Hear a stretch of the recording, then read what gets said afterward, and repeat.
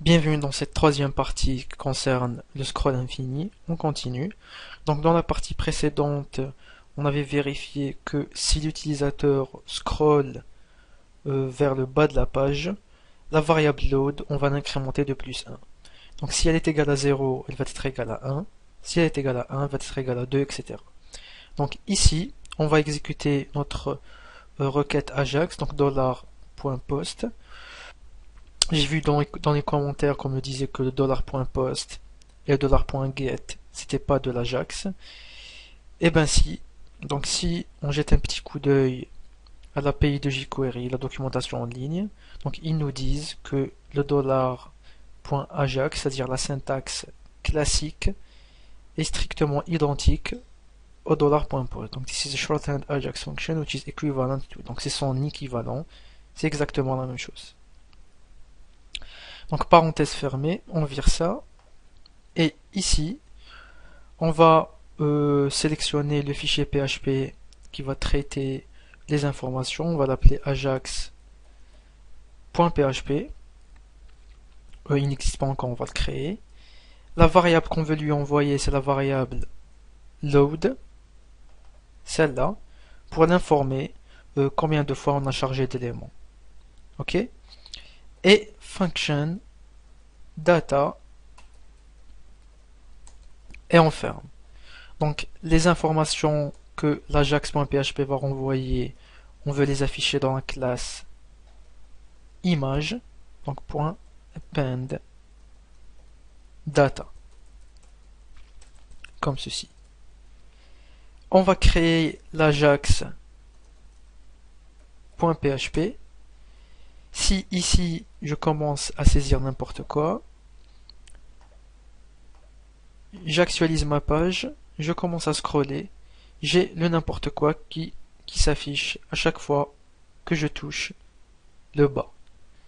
Donc, on vire ça, on rajoute nos petites balises PHP, on require la connexion à la base de données, et ici, on va créer une variable limite qui va être égale à $_post load,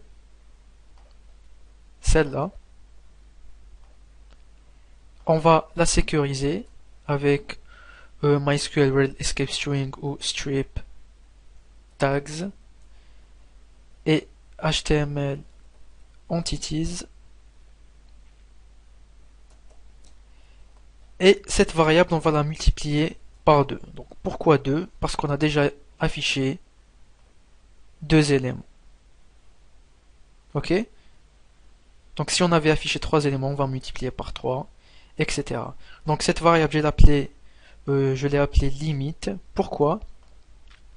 Parce qu'ici, dans la requête SQL, on va l'informer de quel champ elle va commencer à afficher les éléments. Donc on ne veut pas qu'elle commence à partir du premier champ, puisque ces deux images sont déjà affichées. Donc on veut qu'elle commence à partir du troisième. Donc on va exécuter la requête SQL. Donc query.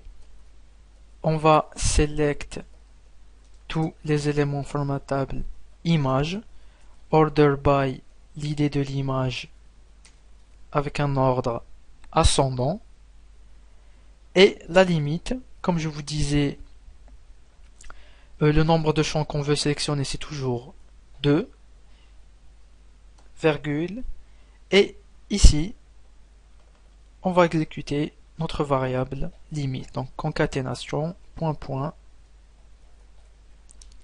limite. Je vous explique rapidement. Donc, supposons que la variable load est égale à 0, c'est-à-dire on n'a rien encore chargé avec la fonction Ajax. Donc si elle est égale à 0, quand l'utilisateur touche le bas, elle va être égale à 1. Et le 1, il va apparaître ici. Le 1, on le multiplie par 2, ça donne 2. Et ici, il va commencer à partir du deuxième champ. Donc il va sélectionner le 3 et le 4. Ok? Et c'est ce qu'on veut. On veut afficher la troisième et la quatrième image. Donc, on exécute notre boucle while row est égal la query fetch. Ici, je ferme mes balises PHP, je les réouvre, je saisis mes balises HTML qui concernent l'insertion d'images. Donc, mes images se trouvent dans le dossier images. Ici, on affiche le nom de la troisième et la quatrième image, donc row, nom de l'image, c'est ce champ. Et on va leur donner une hauteur et une largeur de 500 pixels. Comme ceci. On les entoure de balises P, comme ceci. Si on actualise, je scroll et on a une erreur. Call to undefined function strip tags. Strip tags, il y a un S de trop. On réactualise. Je descends tout en bas.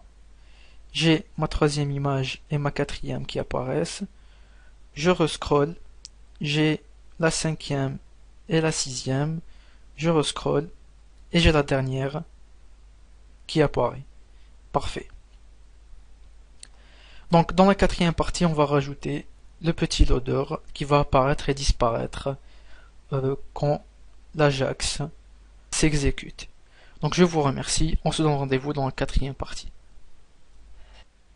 Bienvenue dans cette quatrième et dernière partie qui concerne notre scroll infini. Donc dans cette partie, nous allons apprendre à afficher le loader quand la requête Ajax s'exécute